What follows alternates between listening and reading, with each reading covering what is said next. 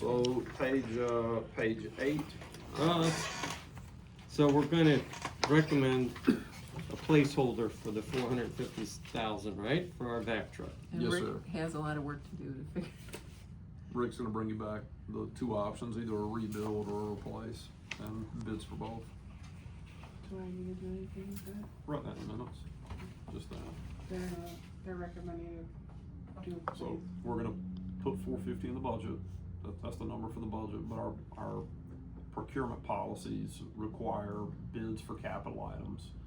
And one of the alternates we want is refurb of the existing vac truck.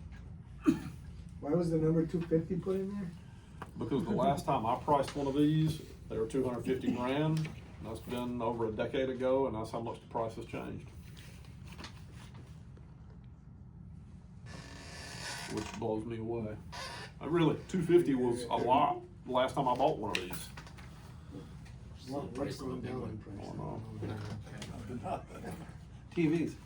I wish. There's actually a class action lawsuit right now for LaCrosse is who's bringing it against all the fire truck manufacturers in the nation for collusion and price fixing.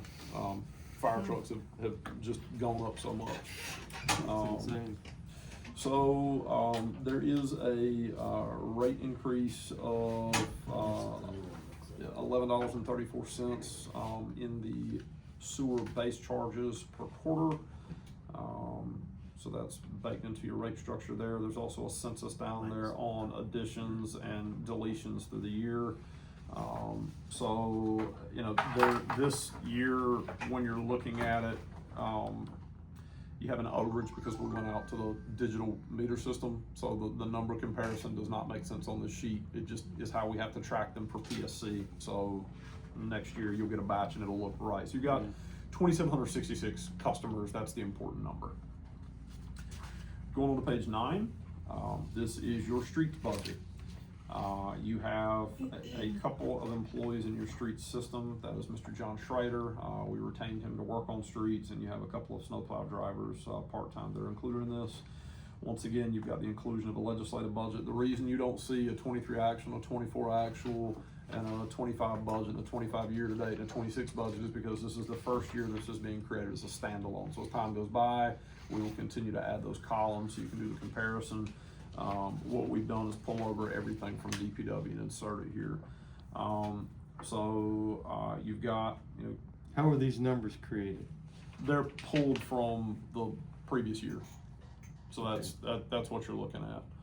Are these for projected 25 Yeah, this is full year? our best stab 26. If we took 25 full year, we laid that in for 26 on where we think we're gonna land for 25.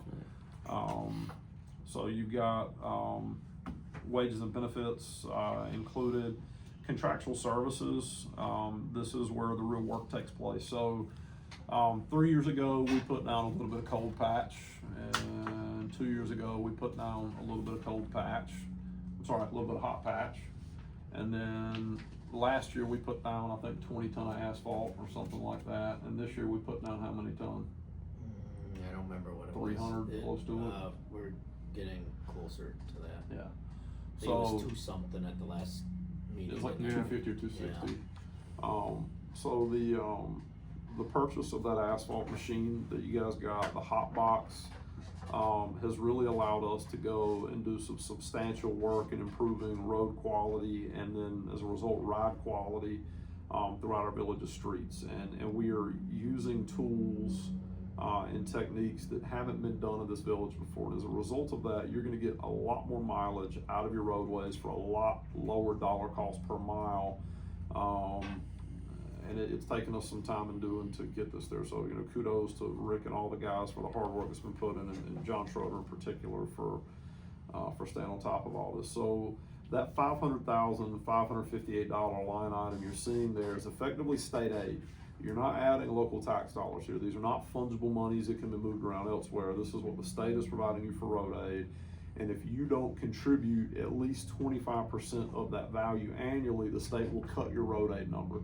So it's important that we put other monies in year by year.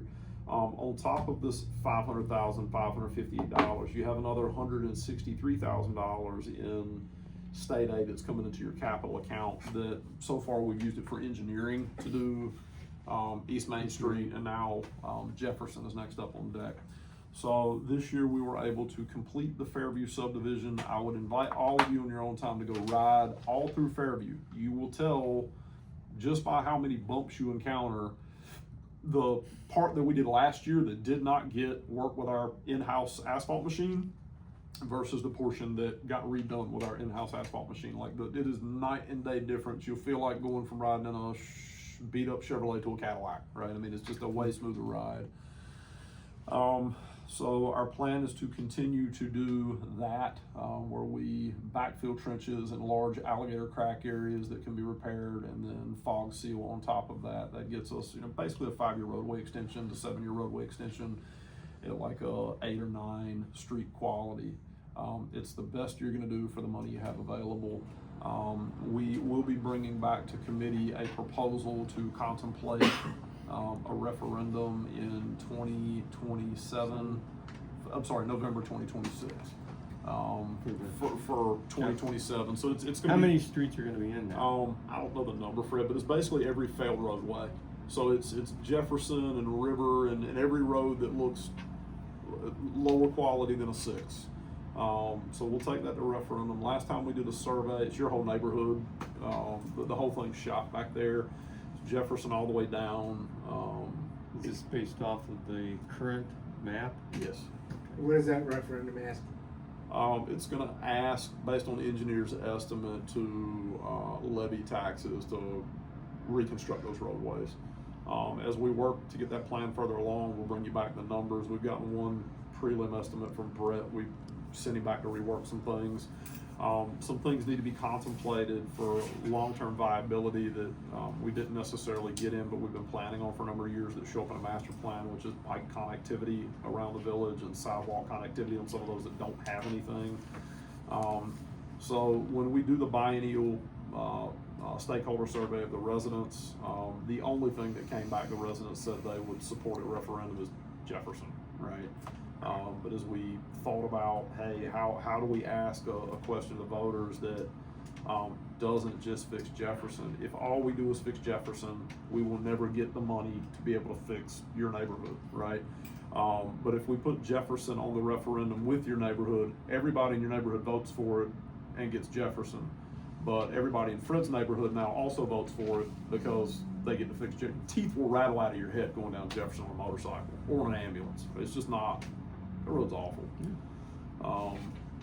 So we'll work to bring that to you. That's funding separate from this, and looks like it will be the next several years of heavy street project after East Main.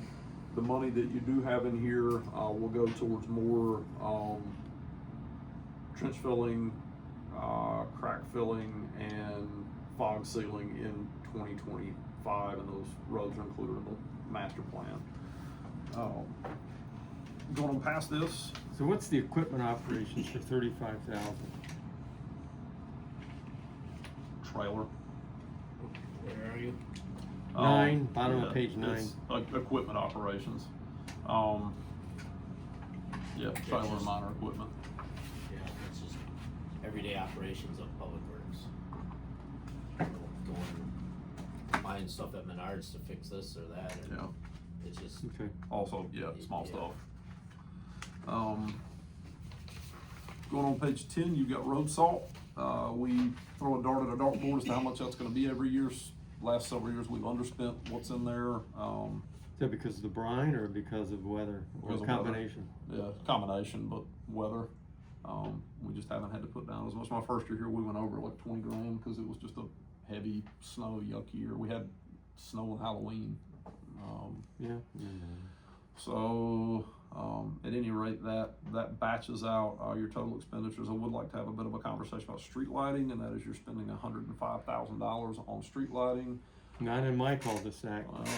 Um, The whole light's gone. so there is, You're we're saving us big big money. we're still money. paying for it. Yeah. So, there's tons of research out there, ranging from traffic safety and personal possession safety, safety at home, and correlations to street lighting or not.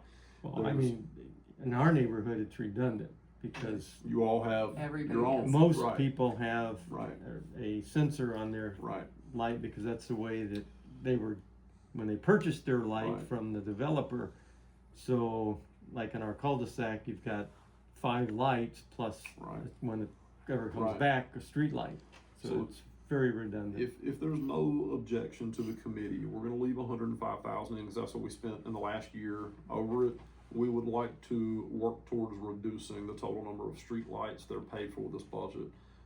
If you look around at other communities like Town of Waterford's got something like 38 square miles. We've got less than 4 square miles. I'm willing to bet that the Town of Waterford doesn't spend $1 million, 10 times the area on theirs. Moreover, there's research around wildlife and light pollution in general and how that impacts health. in flora and fauna. That's what I'm getting at. Yep. So how would you reduce it? You have X number of streeting light right now. Right. What are you talking about reducing? Taking some out? We need Just, to look around, yeah, so Yeah. we need to look at a map and figure out, hey, this is where we have all of them, here are areas of highlighting intensity because they're in a neighborhood and the Yeah. neighborhoods already have their own lights. Right. Or, hey, this is a busy intersection and we wanna leave them there. Out on 6th Street, out in that new industrial park, that thing is lit up like the sky at night. It's all dead empty industrial Yeah, space, with the yeah. exception of Spanky's. Spanky's has their own light. So, again, when I was up in Sister Bay, the state came to us. If you've been to Newport State Park, it is the only dark sky certified park in Wisconsin, and it's one of just a handful in the world. If you go up, you can actually see the Milky Way. You can check the northern lights out on a lot of nights when you're up there.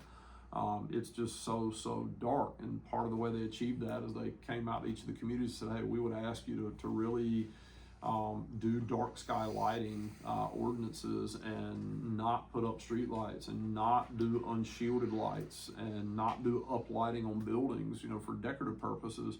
And it makes a big difference. It's more energy efficient, and it lowers our expenditures. We really have few places that we can look at doing significant trimming. I'm not saying that we should take this to zero. I'm saying that we should work at this over a number of years and kind of whittle it down to something where everybody goes, oh yeah, it really didn't make that big of a difference So for us you to have. create a criteria. Right. I think we need to bring you guys back maps and really talk about, hey, this is where we think we ought to reduce them. What do you guys think? You can go over to Whitford too, with the Whitford with the, Oh yeah. with the ball fields and stuff, which is great, but Yeah. there's so many times you leave those Yeah. on overnight. That kills It's us just- money wise. Yeah, It's you would just- know. it's- Yeah, Shining in your house. yeah. You can go and plug your I got Your night light? No, I got 243. No. So, we good can bring you idea. back for That's just right. the night light, right? So we're gonna see if we can reduce it, leave it as is and reduce Right. it in the All future. right. Page 11, I'm gonna note this one for you. This is your employee. We had included a part-time recreation director for us while we were modeling this. As of today in the office, once we've gotten the full compilation of the budget, we've now zeroed that out, so I'm not asking you for those funds today. But I would like to leave the recreation director part-time as a placeholder so that we can discuss that in the future, when that opportunity arises. We really would benefit from having one. We've also had a light conversation with the school about possibly contracting that with the school district. They have a rec department, and maybe management of those facilities jointly would make more sense as opposed to doing it as a standalone. But it's just a dialogue at this point, and we'll see where that may go. It's like, what does Norway do? They've got a very aggressive rec We're program. kind of backwards here. Most communities have the rec department, the Right. schools do not. Right. So they kind of control that rec department. It's pretty robust. It is. They're smaller. Right. Yeah. A lot of people in this community go to that Yeah. community. Right. Somehow we're backwards. So page 12 is conservation and development. This really has to do with the development side of what we do, and most of it is a bill back. The reason it's here in front of you is one line item, which is engineering. So the rest of that really sits in economic development and would be in front of the CDA. Page 13, recycling. You guys made some motions at your last meeting. We've incorporated those rate increases to go to weekly recycling per your instruction. So that's that. How's it gonna be communicated? We'll get stuff out newsletter and on, Cause there was more to that, you know, there was the the pickup. curb pickup. All of that, Alyssa will incorporate into several upcoming newsletters, and we'll do our best to make sure people understand, hey, And a this is. 0% increase on the basic Right, garbage. right. Okay.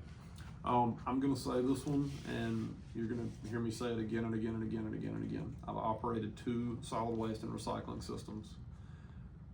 You need revenue. You need revenue desperately.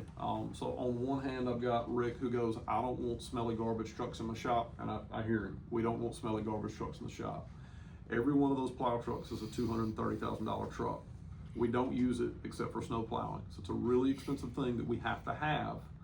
The way the city of Sturgeon Bay does this is the trash trucks are the plow trucks. I'm not looking for anything from Rick, because we're not gonna do this till after Rick retires, right? That's my deal with Rick. But our garbage contract with Johns is over somewhere probably around the time Rick's at least gonna be thinking about retirement. We're probably leaving $100,000-ish on the table from a revenue standpoint, and Mike is gonna have a need for additional employees in our park systems. So if we bring sanitation in-house, recycling in-house, yes, there'll be a capital outlay around 2 garbage trucks, associated cans, and there will need to be an employee. But the dividend that you get back is while that employee's on the road 1 to 2 days a week, depending on the week and the college volume, you get them 3 to 4 days a week working elsewhere on other stuff, as opposed to your John's contract. How long does it take John's to go through the village? Do you know? A day and 2 days, depending upon the. Once, so they're not here really. Yeah, with that. they're using a one-armed bandit truck, right, which is what I would recommend for you on a, green dump can. Just from a worker comp standpoint. And one-armed so in Exmoor, we had no tipper attachments, no cans. Literally, everybody took every bag of the street and put every bag on the street corner like it was 1972. And our guys would come along. It took a 3-man crew 3 days to run garbage in Exmoor. They had to lift every bag. Personally loved it when feral hogs would get into it or seagulls would get into it. Yeah, no, not doing that Rick, one. take 10 years to retire. Yeah. Not worry about that right now. So, garbage cans, garbage What's the trucks, price of the garbage truck? it'll come, not yet, because they'll probably triple by the time we get We there. don't need wild boar. What's the special You don't like charges the for stories? recycling? There's $137,000 for special charges. On your tax bill, it's a Recycling. special charge. So that's why. Yeah, that's what it is. Okay. Yeah, so that's the recycling. It's not really a cost. special No, charge. it's- Okay. It's the charge. But for tax bill purposes, it's a It's the charge. special charge. Just for clarification, because we're gonna have that large, Item. item Yep. pickup, we don't need to have the dump open on Saturdays, so there's some residual savings, and we don't have those hours on What Saturday. about yard waste? They throw it in their, I don't know. Please don't that's- take that away. Yeah, that's a big deal. Yard waste. Yeah, I would assume that it's still gonna be open for yard waste, so. Okay.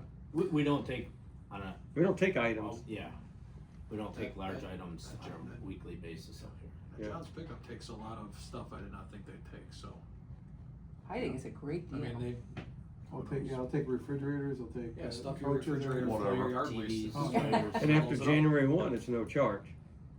That's huge. Yeah, No, after January 1, it's a per household charge per month.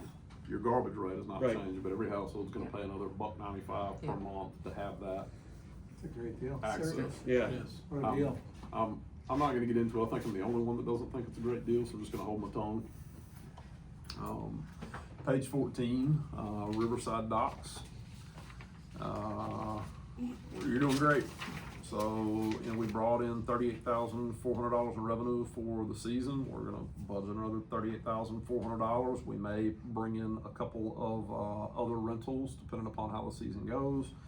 And you're bringing in ballpark $13,000 to $15,000 a year in boat launch fees. That's out of your boat launch. So, we have not had to use a lot of the funds that we budgeted, so they just continue to collect as an excess. Right now, you've got almost enough to, well, I guess you do have enough to make one additional years worth of debt service payment just sitting in that fund. So that's real positive. When I talked about us being able to pay this thing off early, it'd be great if we threw off, an extra, 10-20,000 bucks a year that we could contribute towards just paying this thing off early. And then we've got a lot of other stuff we can do. Alyssa has been tasked with doing an extension to the docks this year because we've rented them out, and my position and recommendation is you should continue to build docks until you have a year that someone doesn't rent a slip that's open. So you'll find out where your market is when either you run out of room to build docks or you've got some empty slips. How much more room do we have? Do you know? A couple hundred feet, Yeah, Like how I many have a- how many docks is it? probably double what you have now. Really? Yeah, something Are like we gonna that. run out of dock space or parking space? It depends on Which how far comes you wanna first? walk. Neither. But the funny thing yeah. is a lot of people who are renting actually Live live out there. Right, there, yeah. so Right. they're not Right. having additional parking. I drive past there every day, those boats are never gone. I know. They're I'd say always- every time I go, they're all like, They're all okay. there with covers on. Yep. Okay, page 15, we're getting into parks. So parks encapsulates Mike Sponholtz, Greg Linsky, and some part-timers. From a labor standpoint, again, you're looking at the legislative services at the top up there, so new committee and just commensurate wages and FICA contributions. There's nothing within this that really is noteworthy or of remark. The reason that you're seeing the shift around in total bottom line has to do with how we have coded expenses in the past. Again, this is part of the overall separation between water, sewer, streets, and parks. So the number that you're seeing will become your normalized number as we go into future Couple years. questions, Fire Sure. Station 2 expense. Yeah, so let's talk about your departments for a minute. You've got what I would describe as like legacy leadership, where it's like, this is mine and that's yours. And that's not really the right way to look at things, because we all serve the village residents equitably. So we had a moment where decisions were maybe not being made to the village residents' benefit because of contemplated or contrived budgetary constraints. Like, it just didn't make any sense. Like, no, we're not gonna fix the drain in the floor because, right, okay, well, that creates other problems. So Mike is responsible for facilities. Mike should make those decisions, not a fire chief or an EMS director or bluntly a village administrator, right? I know what I don't know, or a library director for that matter. So if Mike thinks something needs to be done, Mike has the authority. And if you look at other budget sections, we put little star asterisks to say, this item is under the control of the facilities director. I wish we could just lump it all together, but that's not GASB appropriate, meaning there's a standardized chart of accounts with the generally accepted accounting principles. So we've kept them lumped that way, but just denoted them separate based on that. Okay. What's the contractual lawn care?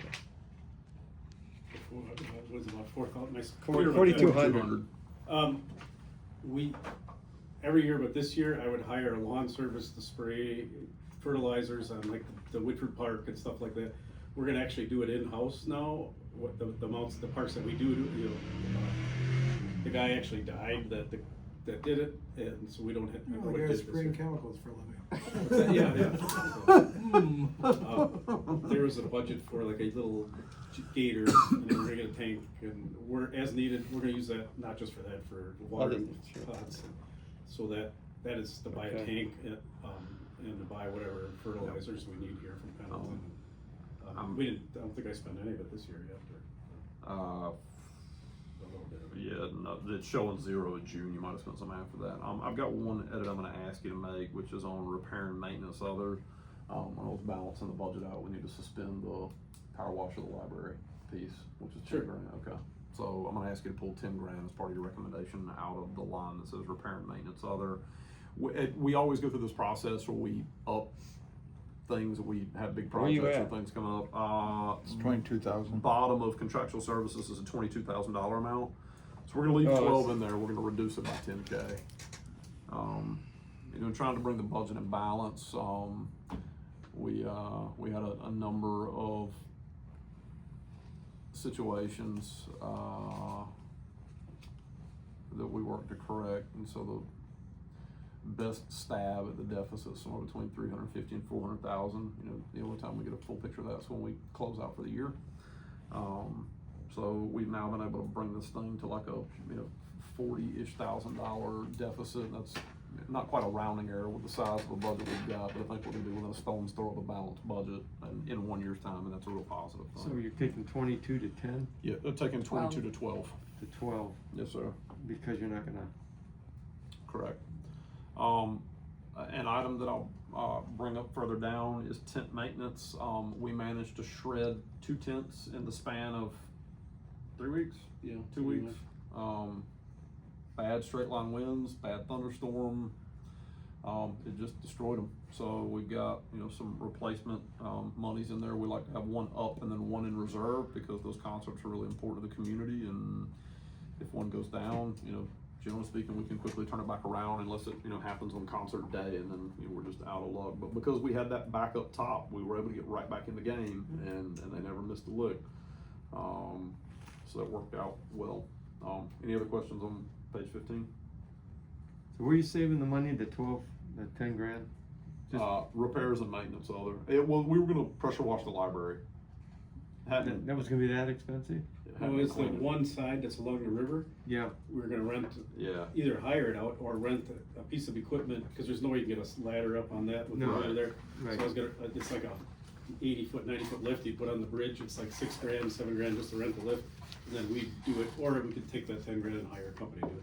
We can actually wash the other 3 sides, we're planning on doing that ourselves in-house, little bits at a time. It's just that side is very dangerous Yeah. along the river, there's no good way we could get up there.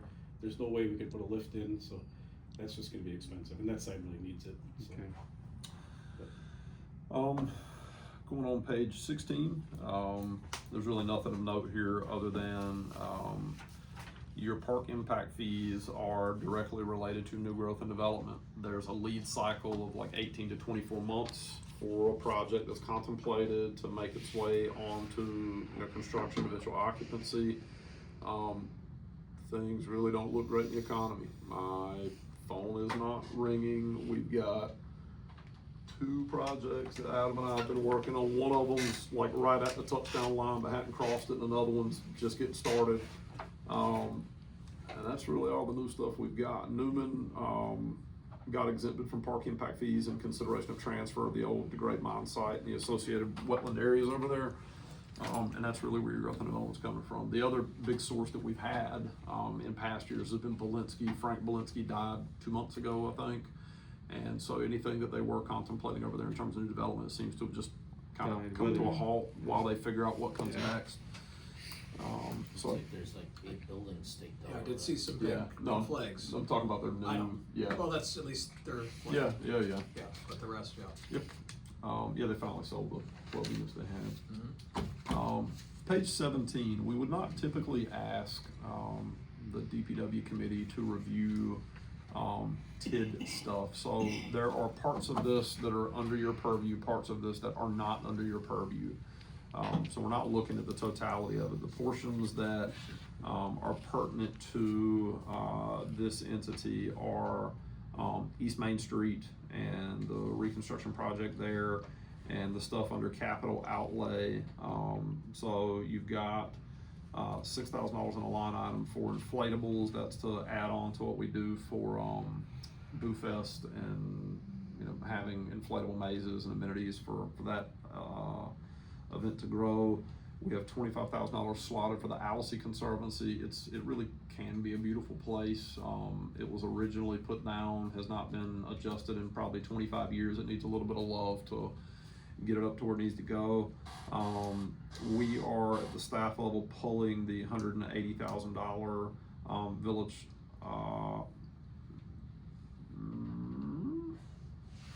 Not that one. Sorry. That'll remain Village Hall Park Stage and Landscaping as the engineering for the bridge, and stage area behind Village Hall.